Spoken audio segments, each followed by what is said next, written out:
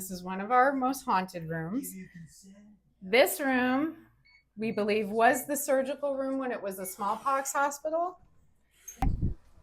We have the original speakeasy The gauze. window That's cool. with the gauze in it. There you go. Hey, don't fall. Dogs on hogs, we're riding dirty, baby. We're riding dirty. Welcome to the trails and bogs with the dogs on hogs. All right, this is the start of day 3 up here in Neilsville, Wisconsin, around the Black River Falls area. Today we are heading to Humbird, Wisconsin, where in Humbird is a haunted hotel slash bar that we will be getting a private tour from, and you guys can learn the history and all the spooky things. Since it's spooky season, we're gonna go do spooky things. And hopefully, since Tate's rig last night broke down, I told them we just put it on the trailer. They're gonna ride with us, so we're gonna have a full packed car again. And then from Humbird Hotel, we're gonna be heading north. And you guys are on the Rock Dam area. You guys can take a look and at the scenery around the Rock Dam area too. Hopefully today goes well and we get to all the places that we set out for, unlike yesterday when we pulled 3 million audibles. But yeah, you guys stay tuned. This one's gonna be a good one.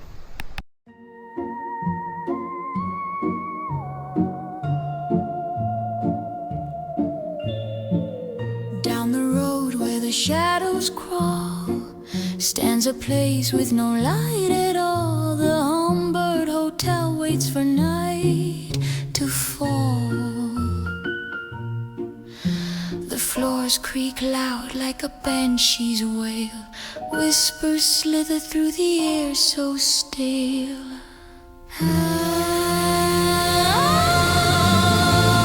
Haunted Humbird Hotel and Bar. You don't leave once you've gone too far. Raise your glass to the ghost at the jar. Stay the night, but you won't see the stars.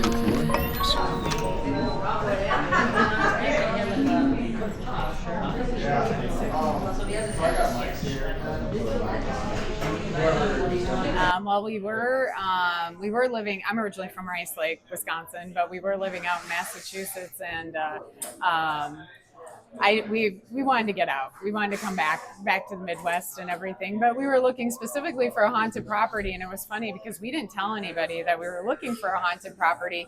And then out of the blue one day, one of my cousins who rides motorcycles, she was driving by this place, and she sent me a Facebook message going, I see a property for sale that I think is right up your alley. And one thing led to another. And so we like to say we didn't find the place found us. Yeah. So we kind of start out here when we talk about the place. This is one of the oldest buildings in town. There were some other properties built before us, but we were the first building built in Humbird proper to support the railroad. There used to be a train station right over there, but sadly it's gone. Still the original structure, built from 1869 to 71. And we start out here because this whole situation over here was totally different back in the day. There used to be a beautiful row of brownstones next to us. And literally, this was the alleyway right here. This is the remnants of the alleyway that separated us from literally the next building over. And like even locals in town told us that wasn't even wide enough to like ride a bike through. It was really tiny. But in the 1960s, and a demo had gone wrong, they took down this whole block. And the only thing that saved this building was this alleyway. Wow. So we honor the alley because the alley basically saved the building from total destruction. So all of this is built on. And one of the reasons why we have this kind of roped off is not only because of our hotel decorations, but we have a building in our lawn. We actually have to excavate our lawn in order to properly fix the patio. And we're hoping that that's going to be a little treasure hunt for us because there was a general store next to us. So hopefully there's something in the lawn. And a bank. And a bank. So who knows? Maybe we'll find some goodies in our lawn, because back in the day they used to just bury stuff. You know, they wouldn't take it all away. They would just like push it down and bury it. So we actually have a building in our lawn that's still sinking. Hence why the whole thing is kind That's of why the whole thing's a bleeding, little it dilapidated. needs ripping It's, out yeah, and it's not refilling in, and it's not from neglect or anything like that. It's literally that the ground is pulling it down as the building sinks. So yeah, that's on our to-do list for next year. We've already got some friends pulled together to help us excavate and do everything like that. So hopefully next year we'll have a nice outdoor hangout set, area for everybody. So yeah, like you were saying when we were talking earlier, that we bought the place from a couple that just really didn't have it open. They kind of ran it into the ground. So there's been a lot of money in fixing it up and making it fully functional again. And we still have a long ways to go, but we're getting there. Yeah, we're getting there.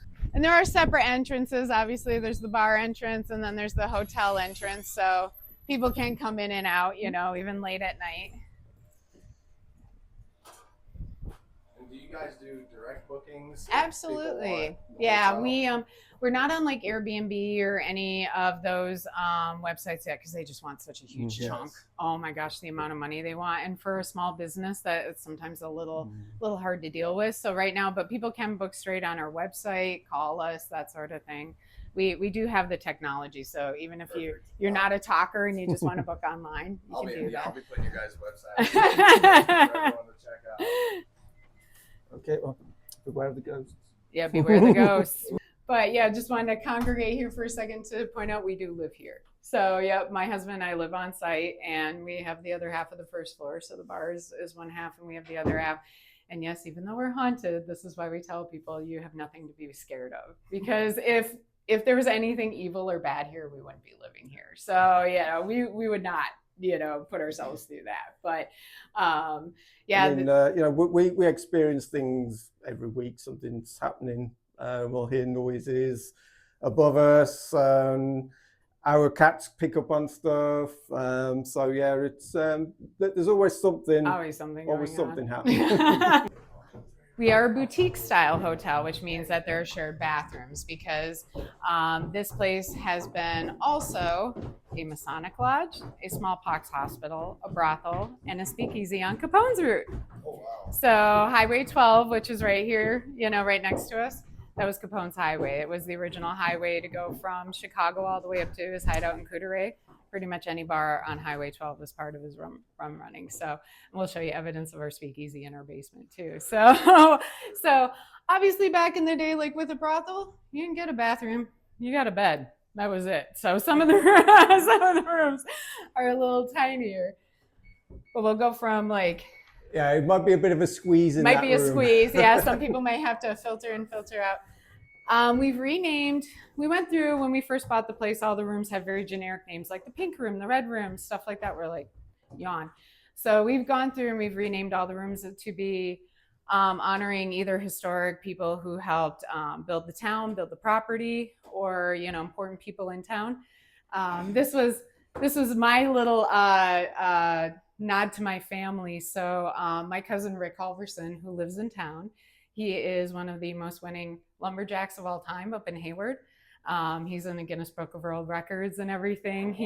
He revolutionized the whole hot saw thing. He actually took a 3-wheeler engine and souped it up and actually used that as a chainsaw, and that's what he used to win all this stuff. So we named this room after him to honor him. So this is our lumberjack room. And you also have one of your Halverson relations outside there as well. Yeah, and this is actually an old photo of my grandmother too. So, but yeah, because every place in Wisconsin needs some sort of cabiny looking room, right? This is our cabiny looking room. So please feel free. Obviously, I know this room inside and out, but feel free to walk in.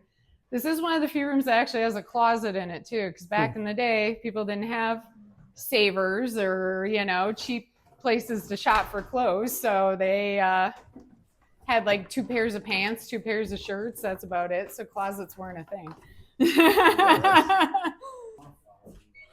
This room is our alderman room. Alderman donated all the land to actually create Humbird.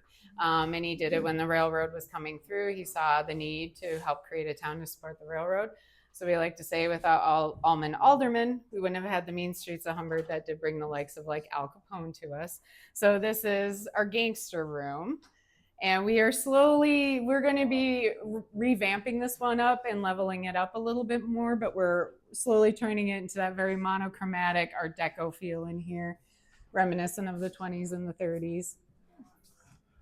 There are stories of Capone being in town, even, yep.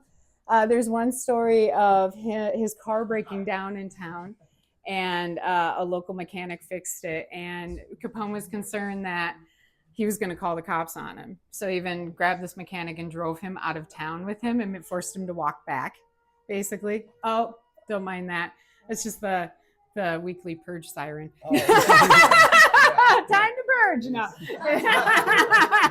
It's our fire siren, obviously. But whenever it goes off and the joke in the bars, it's time to purge. But, that was a creepy timing. But yeah, right. But the end of that story is obviously the guy didn't call the cops on Capone, and 2 months later he got a letter in the mail that his mortgage was paid in full. Oh. So it was one of those situations where if you were good to Capone, he was good to you. But obviously, if you crossed him, then that was a problem. But so yeah, that's why we have some of the photos that we have in there and everything. That's awesome. This room is our Hamilton room. This is one of our most haunted rooms. This room, we believe, was the surgical room when it was a smallpox hospital. And we've gotten a lot of ghost stuff in here of the doctor talking to the nurse, surgical procedures happening, that sort of thing. One of our ghosts from the smallpox era is a little girl. We have 2 children in here with us, and that's why it's got a pink feel to it too. It's to honor her as well. So you'd say this is probably the most haunted room? One of them, okay. Absolutely. Yeah, Okay. this one has had all kinds of stuff happen. We've even had a ghost phone call in here. Wow. Which is probably one of the craziest things that I've ever personally dealt with as a paranormal researcher. That room should be open, honey. Okay. Literally, one of our guests' phones rang and the caller ID said Denise possessed on it. And we proceeded to have a full-blown conversation with this woman who we have not been able to speak to since. We can't find any record of her, anything like that. These tried calling back twice. No, 6 times. 6 times. 6 different people, 6 times have not been able to call this person back or anything. We've had psychics and mediums watch the video and say, "Oh yeah, that woman's dead." Yeah, that's. We have it written down, and but yeah, we tried. If you go onto YouTube, we got it on YouTube. Yeah, that video is on YouTube, the whole YouTube. conversation. So that happened in here, and there's a lot of activity that happens in this room in general. So I like that. One of the things they do too sometimes is our ghosts will, they like to show us that they can manipulate electronics, and they'll sometimes just open the room doors. And there was one night we had a paranormal team in here, and 2 of the rooms opened, the electronic locks, opened and opened the doors on them. And this room opened right at 8 a.m., almost like the doctor's in, time to come on in. And because we have cameras in the hallways, you can actually you see it slightly because of the angle. Yeah, you could only see it slightly open, but you can see the other door in the other wing. It's the camera's right above it, and it's obvious. You just see the door go click, and just open, and it's like middle of the night, nobody's awake. Yeah, they like to show us that they can manipulate electronics sometimes. It's kind of crazy. This room is currently off limits to guests because this is the one room that we're still renovating. But just to kind of give you an idea of the level of work that we're doing in here,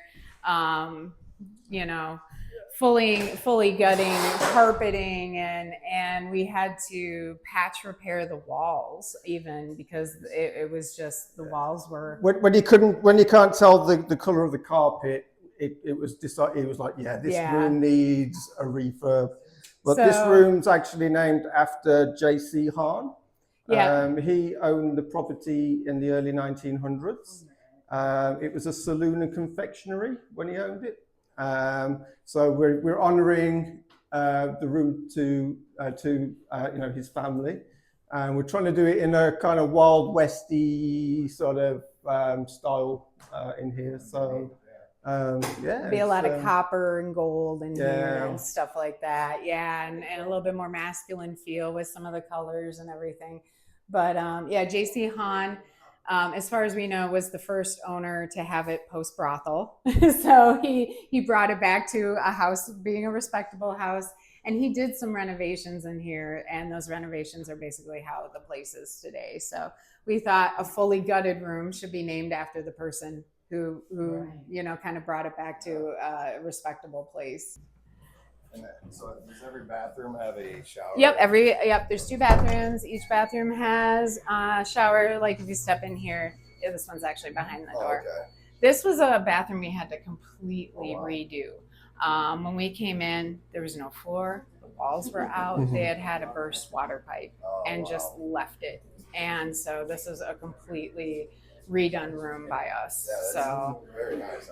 thank your you. guys' style too. Well, we're trying and we're we're even trying to theme the bathrooms a little bit. Like this one's going to be the natural horror room, hence why we have like the beetle and the death head hawk moth there and everything. And the other bathroom, we're doing a cryptid theme basically, because who doesn't love cryptids? Yeah, that's like So work if you in haven't progress. seen Sexy Sasquatch yet, you have to see Sexy Sasquatch. That sounds like something I need to see. He's got his trash panda. when we came to view the property, you can actually see where it was hanging the picture. It was huge, and it was like this 90s, 70s style pastel, like hairy porn guy kind of thing.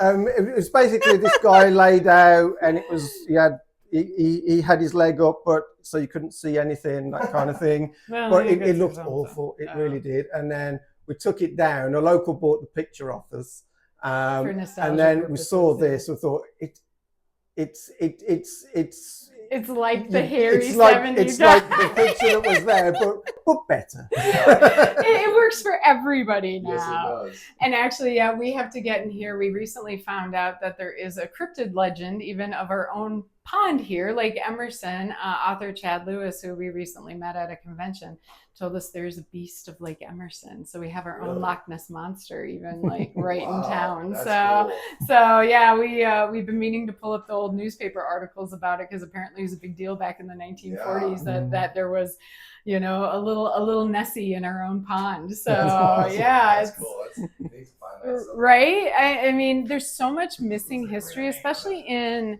rural areas like this. A lot of it's oral stories, oral traditions, and people just forget to write stuff down. So at some point we are planning on writing a book. This is our Humbird suite. This is named after the gentleman who built the railroad through town. And he actually built the entire Northwestern Pacific Railway and all of the railways down in like Brazil. This one as well. Yep, turn on that one. So believe it or not, at one point this was 2 rooms. The division is right here on the flooring. So if you can imagine how tiny these rooms were back in the day, that's what I'm saying. Like it was only like you need a bed. And you can also see where they actually covered up the original lights when it was in 2 rooms. Yeah, and in this room too, in our suite rooms, we did put on electronic baseboards too. So if somebody's staying in these rooms, you have full control of your heat in here. In the smaller rooms, we control the heat, but in the bigger rooms, you do. But yeah, this is definitely, I guess, if any of the rooms are the honeymoon suite, this would be the honeymoon suite kind of thing. But yeah, this room doesn't have a ton of paranormal activity in here. However, we do have a gentleman ghost that I've dubbed the ass pincher. He got me in here. We have a few cads from the brothel days that are still hanging around with us. And I was in here vacuuming one day, just cleaning up after a guest. And I kept feeling this like a hand touching my lower back. Most ladies know what I'm talking about. That hand that goes on your lower back. I just kept brushing it away. And finally, I just stopped vacuuming. And I'm like, look, I don't know who you are, but I haven't given you permission to touch my back. So please stop touching my back. So I went back to vacuuming, and next thing I know, I got right in my right butt cheek. Like, really. And now it's turned into a joke. So I will warn you, ladies, if he likes what he sees and you get a good ass pinch, he's right-handed. It's always the right butt cheek. He's gotten at least about 4 to 6 other ladies now since he's done it to me. It does make me wonder if that's the same person who's the jerk. It might be. We have a ghost. We call him the jerk for reasons. Have you ever seen the ghost hunting shows where they have the SLS camera, the stick figure camera? Oh, yeah, needless to say, he does some inappropriate things when we have him on the SLS camera. I don't know how PG or PG-13 you want your channels. Some of our ghosts are not so PG. I will say that. But yeah, this room you're gonna get a great night's sleep too. That's a purple mattress on this bed too. So you'll have an amazing night's sleep in here. I mean, we've had people. They've actually booked to stay for one night and they ended up staying 3 extra nights. That one couple stayed for almost a week straight because they didn't want to go home. They were like, this bed is so much more comfortable than our bed at home. They lived like right outside of Toma and they were like, yeah, we're just going to stay up here for another week. So yeah, people do come to us just to spend the night or to ghost hunt or a bunch of reasons. So this mirror in this hallway, it has a little interesting story to it if you want to go and check out that mirror. So most of you will probably have noticed when you came up the stairs, there's a matching mirror on the staircase to this one. The only difference between this one and the other one is this one's broken. This is our open portal. So we have a portal in here. In case anybody doesn't know, it's a very, very big no-no to hang 2 mirrors facing each other. It's even more of a big no-no to do it in a haunted property. And a couple owners ago did not heed warnings. And where this photo is right here, that other mirror that's on the staircase was hanging right here. Oof. So we had 2 mirrors that overlapped each other. And one day, one spontaneously broke. And on its own, that was not a fall in or anything. We leave it open. Obviously, the owners at that time realized, okay, we need to move this mirror. And so they moved the mirror and put it on the staircase. But we leave it open because honestly, it's done nothing but bring in good stuff. We've had people come and stay with us just because they're trying to reach deceased loved ones. And I've had a few, like probably 6 to 8 good hug out cry sessions of people who have exclaimed, I've talked to my parents, I talked to my dead son, I talked to my grandparents, I talked to this person. So we've had people just come and stay and hang out in here just to try to speak with deceased loved ones. And activity happens in the bar for that reason too. We've had friends. The bar is basically right underneath us. So. Right underneath us right here. So yeah, we've had friends, and we do have some videos on YouTube too of friends. We had a girlfriend come in, her son died tragically. Heart attack, boating accident. He fell in the water and died. And she was here toasting his birthday. And next thing we knew, like the shaker cap was flying off the bar into her lap. And like everybody was like, oh my gosh, Lori, your son is here. And it was such a warm, awesome moment. Like people were crying, but happy crying, kind of thing. And so that sort of thing happens here. The day anything bad comes through, all we gotta do is throw a sheet over it. That's how easy it is to close it up. So we're not too terribly concerned about it because we know how to control it, but it does make it an interesting dynamic, even ghost hunting, because we know who our permanent residents are. We know that we have probably at least about 4 dozen ghosts in here. Like, I'm not kidding you. We're very haunted. 23 of them are smallpox patients alone. And they're in here because they're in a mass grave that's actually behind our cemetery. So it's in unconsecrated ground. So they're kind of trapped and they're stuck here. But yeah, we have like 4 dozen people in here. But then on a ghost hunt, if somebody comes in and they're really trying to reach somebody or they really want to speak to somebody, sometimes all of a sudden we're talking to different people. We're like, we don't know you. You're not part of our permanent residence. So it's possible for guests to actually have somebody bring somebody through from a paranormal perspective while they're in here with us, which is very interesting and creates an interesting dynamic. So one of our other future plans is we want to make up here a bit of a museum as well. So we're going to have eventually we're going to have some more pictures on the wall of the town and the property. We want to get some display, things like that, some display cases, because we've been donated a lot of coin chips from the 1940s and 40s, 80s. Yeah, we've gotten everything from old matchbooks to matchbooks. you name it, from former owners and things like that. So yeah, you know, we just want to actually put all that on display for people as well, and things like related to the town as well. So. And we do day tours every Saturday, and they're only $10 for non-residents. But anybody who's a resident of Humbird, we don't charge them. We won't charge people for their own history. That would just be kind of an awful thing to do.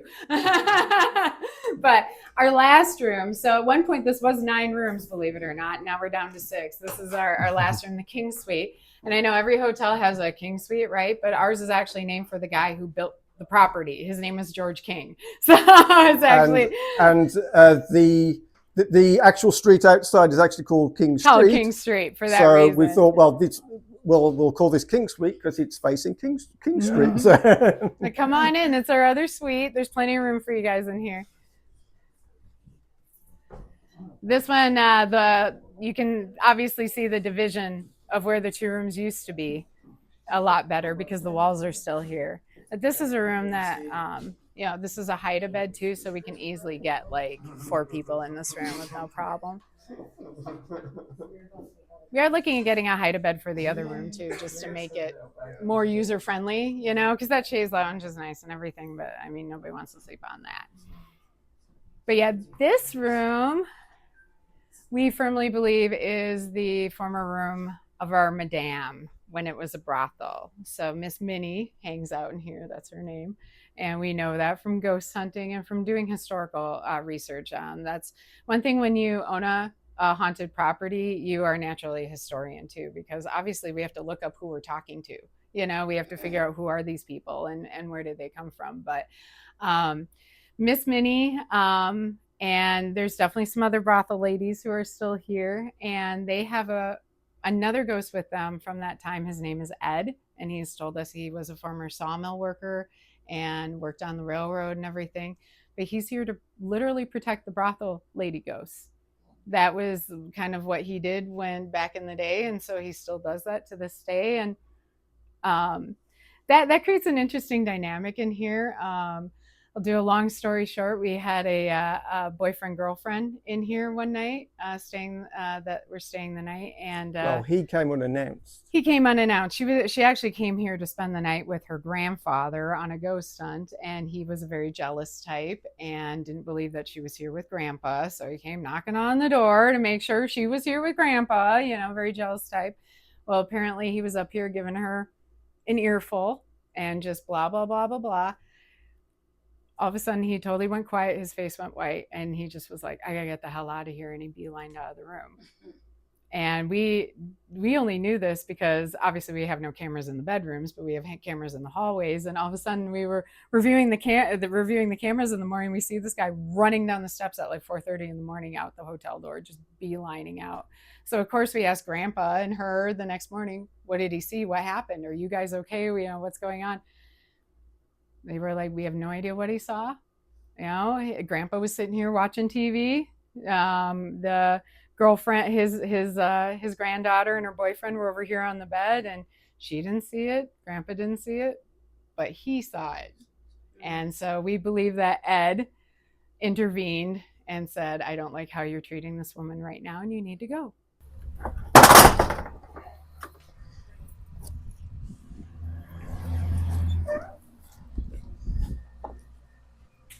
This is our basement. Now, I don't know if you can make it out. If you come down. Do you have the door open, honey? It should be open. Okay. We have the original speakeasy. The gauze. window That's cool. with the gauze in it. Now, did I lock this or not? No. Good. And Do you know the secret password to get in the basement? Oh my gosh. It didn't used to work because one of the previous owners decided to fill all this door up with insulation foam.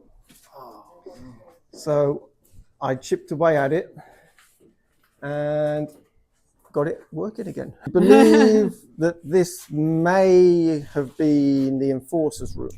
Yeah, a lot of people don't realize that every speakeasy, it's kind of, speakeasy history, right? You can't really look up a book on it because that was all underground. Every speakeasy had what they called the enforcer room. If somebody was misbehaving or disrespecting the speakeasy, you couldn't take them outside and beat them up. You couldn't have that fight outside because then you bring the cops to you and everything. Because during Prohibition, obviously, you wanted to keep all this under wraps. So they built, and we believe this was our enforcer room because you'll see that the concrete here is totally different than the rock wall foundation. And what they would do, and it's even got like the old hinges on the door. So usually these rooms had either a pole that they would tie somebody to or a chair that they would tie somebody to, close the door and beat the ever-loving crap out of them or kill them right here. So we believe that this was our enforcer room at one point, but now it houses all of our heating stuff and everything. But I'm really glad that these walls are never taken down because it's definitely, it's just more proof. Should we show the questionable pile of dirt too? And obviously we always have a camera down here in case we get some activity happen down here. Yeah, because since this was the speakeasy, and we do have a ghost that has now finally come out who's told us that he was a competitor to Capone. And so whenever we've asked about Capone related things down here, he gets very upset. And he's even come out and been like, fuck Capone, he was riding it, he was on my turf, this was my town, this was my bar, and he was coming in and messing with my turf, and this was my place. And he hasn't given us his name yet. But we did find that there was a really big mobster right out of Alma Center, just down the road, who was even indicted in New York and served time in New York, working with the mob. Well, we had the cheese thing come through as well. Because after Prohibition, most people don't realize that the mob still did everything, only they went into meat and cheese, and they were doing like mixing in like grade D beef into grade A meat and actually selling that to people and things like that. And a lot of people around here were part of that and got busted. And like we only found that out afterwards because we kept getting this thing come through when we were doing like the Etsy's method of cheese. Yeah, and we're asking about the Prohibition, and we're getting this guy going, I got your meats and cheeses right here. You want my meat? You want my cheese? We're like, meats and cheeses. So like we looked into it, and that's how we found out.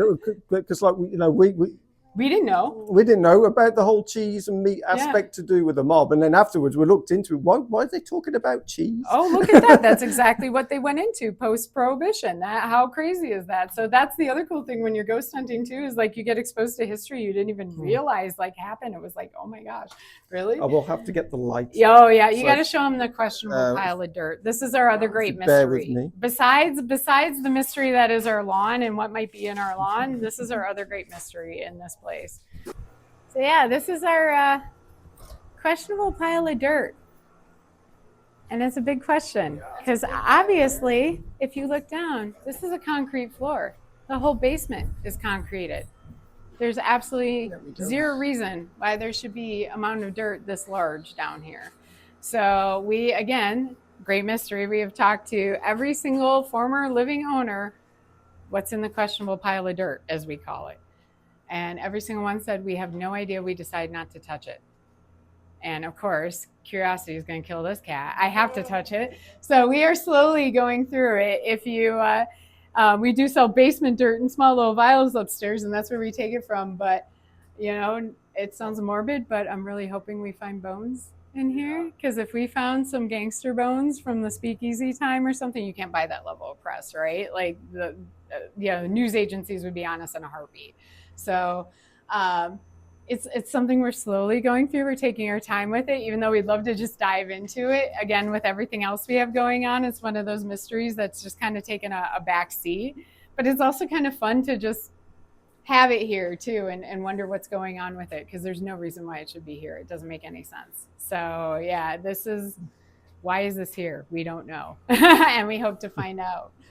But yeah, this is the original chimney room. And at one point when this was a smallpox hospital, yes, the bodies were kept down here as the morgue before they were taken and burned in their group and then dumped into the mass grave. That's how you have to control disease. It sounds awful, of course, but that's how you have to control disease. So anytime an outbreak happens, that's usually what happens. So you know, it is haunted down here. The whole building's haunted, you know. So I love how there's still some old chunks of coal and stuff. yeah, there. the old chunks of coal that we found and everything, because this was an old coal stove back in the day. So I think it's just awesome that we found some of that stuff. All right, we just got done wrapping up at the Humbird Hotel and Bar. Thank you again, Elizabeth and Matt, for giving us that tour and telling us a lot of the history. We didn't cover much of it because there's just so much history on this place. I highly suggest if you guys are in the area, come check out this place in Humbird. It's probably one of two bars here. The other bar is selling right now. So this is mainly the party spot in Humbird. You can access it off of the trail, and they're really cool owners, and you guys can even book a room here and sleep with the ghosts and party downstairs.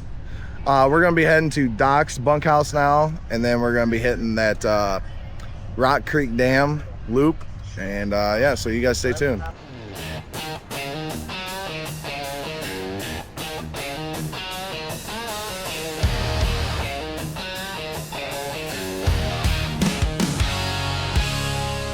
Rubber meets dirt grinding up the trails. We'll spit fire, kicking up the tails. Trees rushing past, green plus scream. Engine howls like a midnight dream. Freedom rips like a thunder shout. Turn it up, never burn it out. Dogs on hogs, yeah, we ride up north.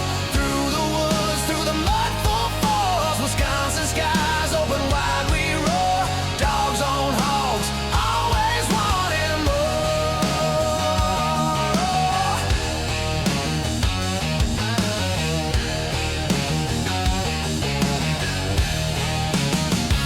The gasoline sweat runs in my veins. Winding past, call out my name. Sun drops low, paints the air in gold. Stories we ride never get old. Wind's a friend, whispers in my ear. Ride the edge, leave the fear right here. Dogs on hogs, yeah, we ride up north. Through the woods, through the mud full falls. Wisconsin skies open wide, we roar. Dogs on hogs, always wanting more. I don't know. Eli, you want me to get my undies and jump in? About to find out. You won't. Need that for the film? How deep is I'll it? film it. It doesn't look deep at all. Literally doesn't look deep at all.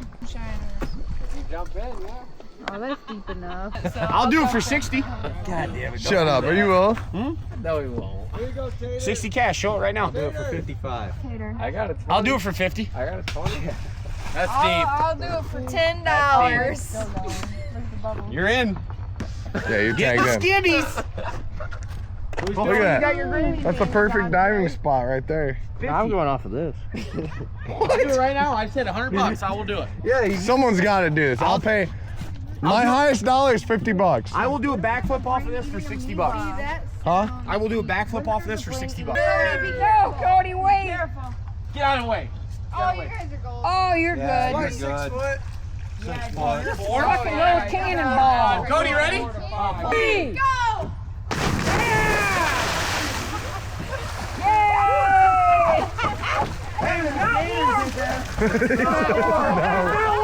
There you go. Hey, don't fall.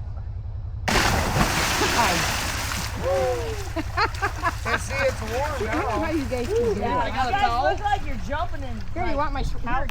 Eventually.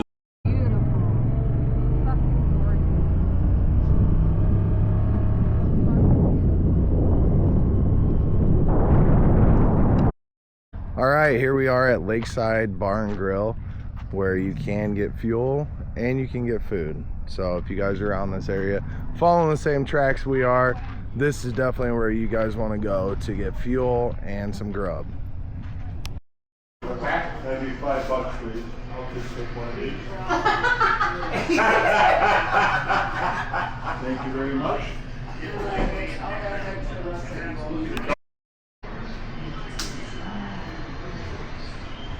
Not Danbury. Oh, not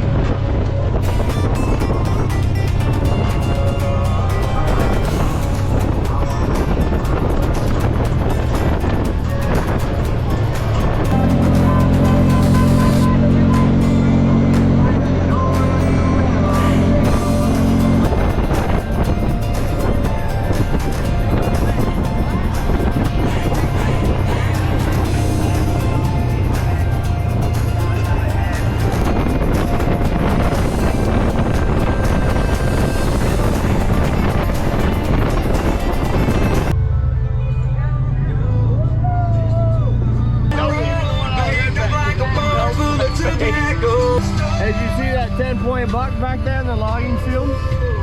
No. Dogs on hogs, we're riding dirty, baby. All right, that wraps up our trip here in Black River Falls, Wisconsin, Neilsville, Wisconsin. Thank you again, Heather, for letting us stay in your awesome compound you got here, multiple houses. Super cool. Also, thank you again to Matt and Elizabeth for giving us the tour of that haunted Humbird Hotel and Bar. I'll have the link in the description for both these places. If you guys are interested in booking, you can directly book to Heather for here or to Matt and Elizabeth to stay in the haunted Humbird Hotel and Bar. I highly suggest doing that. You guys are gonna make your own creepy stories up in there. Also, last night when we were heading home, we didn't get the footage that it started pouring rain, so we never got footage of some of the trails coming back home. Those were pretty good trails, rocky, hilly, super cool. Don't forget to go down in the description below, get you guys some merch. Losing my voice. Get you guys some merch, helps out the channel, and you guys get good quality merch. So we'll catch you guys on the next one. Dave and Eli, I can hear them saying, welcome to the trails and bogs with the dogs on hogs.